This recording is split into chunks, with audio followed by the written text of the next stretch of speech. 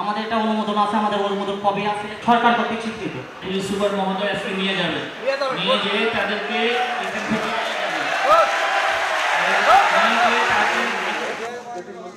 শুনানিকালে professional university নামে একটি প্রতিষ্ঠানে অবৈধভাবে শিক্ষার্থী ভর্তির অভিযোগে আটক করা হয় 2 জনকে। এর আগে ঘটে অনাকাঙ্ক্ষিত ঘটনা। শুনানির সুযোগ না পাওয়ায় সাখাওয়াত হোসেন মোল্লা নামে এক ব্যক্তি মঞ্চ লক্ষ্য করে স্যান্ডেল নিক্ষেপ করেন। নিজেই উনি সার্টিফিকেট তৈরি করে ছাত্র করে দেয়। এইভাবে হাজার হাজার সোল বলে গেলে এই সার্টিফিকেটের নামে একটা ইউনিভার্সিটির নামে খুলে তিনি কোটি কোটি টাকা কামাই করে বগুড়া শহরে বাড়ি গাড়ি সবই করেছেন।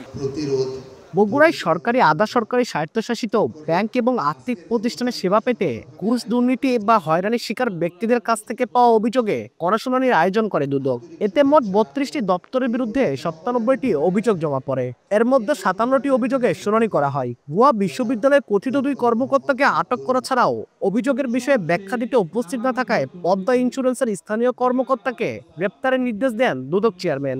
এছাড়া সড়ক ও জনপথ অধিদপ্তরের 4 লেন প্রকল্প এবং পানি উন্নয়ন বোর্ডে নেওয়া বাঙালি নদী খনন প্রকল্পের দুর্নীতির অভিযোগ ওঠায় তা অনুসন্ধানে সিদ্ধান্ত নেওয়া হয়। কমিশন এই প্রকল্প সম্পর্কে একটি অনুসন্ধান করলে প্রায় 1000 কোটি টাকার দুর্নীতি তথ্য পাবে। দুর্নীতিতে জড়িত কাউকে ছাড় না দেওয়ার হুঁশিয়ারি দিয়ে দুদক চেয়ারম্যান বলেন, দুদক কর্মকর্তা কর্মচারীদের প্রতিও নজরদারি রাখা হবে।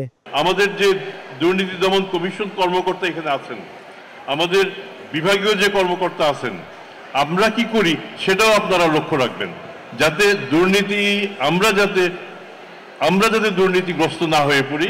সকাল 11টা থেকে দুপুর 2টা পর্যন্ত 3 ঘন্টা ব্যাপী তারা গণশুনানি কার্যক্রম চালায় দুদক। দুর্নীতি করার জন্য ঘুষ দিতে হয়, এই ঘুষটা যাতে আপনারা না দেন। আব্দুল আউয়াল, সময় সংবাদ, বগুড়া। কাজ হোক বা